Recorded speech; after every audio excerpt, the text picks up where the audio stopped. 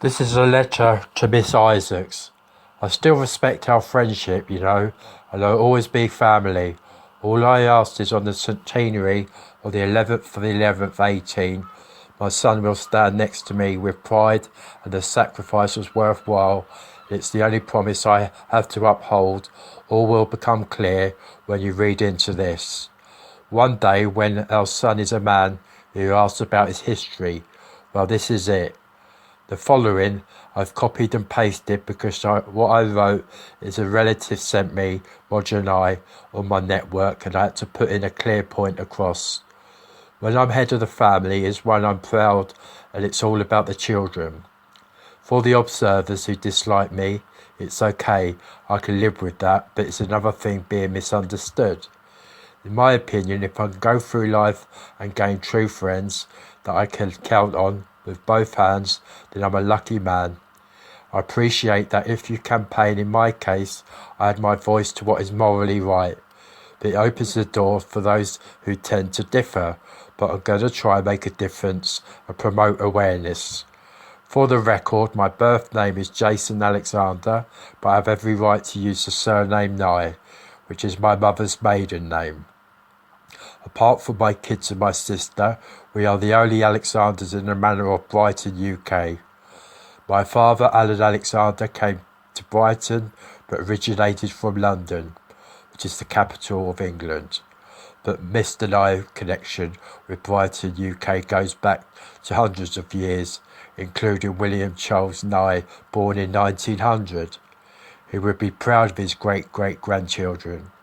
But the next brief comment with yours and the children's name I've not shared. I've just added my comment. But I speak on behalf of my lot, Miss Isaacs, and that is a thank you. We have an heir, a blue-eyed boy, and what a beautiful blue diamond Miss Alexander Isaacs is. What is champion, we have coexisted. Brighton motto is from the downs to the sea we will flourish. I'd like to thank Roger Nye for sending me what he had found. I'd also like to stress that they're here in the Brighton, UK, which is only 50 miles from the capital London, is rich with history, and I'm proud of Brighton's heritage. I have personally been involved in heritage walks, in which I escorted the general public to landmarks and places of significance, including the Royal Pavilion down to the Old Ship Hotel, which dates back hundreds of years.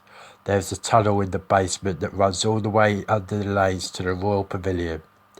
This was used for many reasons, but most importantly, a passage for the Prince Regent, the Prince of Wales, who incidentally went on to become King George IV, could get from the Ship Hotel to the Pavilion and back.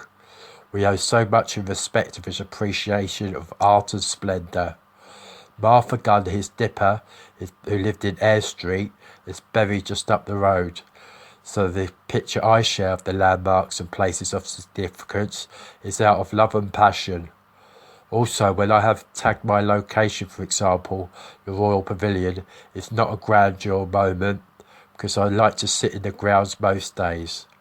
I have a favourite bench, and you can get the finest cream tea in the museum, which was just like the Brighton Dome used to be the stables for the Prince Regent's horses. So there you have it.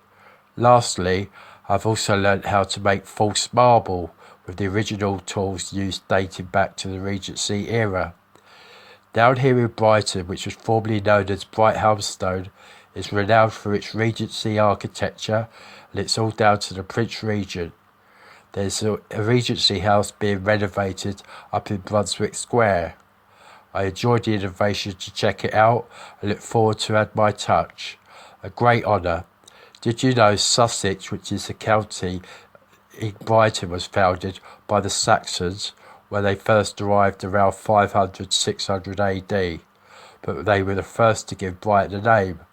My ancestral name Nye, which means island or river, first documented use of the name was around 700 AD. The Nyes clan originally came to the shores around AD 500 to 600 AD and first settled in Essex, England. Another abbreviation of the name Nye is Nash, and it was a certain John Nash who designed and built the Royal Pavilion, just right side they say, a trickle of a river. So there you go. Hope that helps with all the confusion. So much inspiration in Brighton. We regard it as a quiet space. I could do tours on many aspects, but I would not sell out my hometown, my place of birth.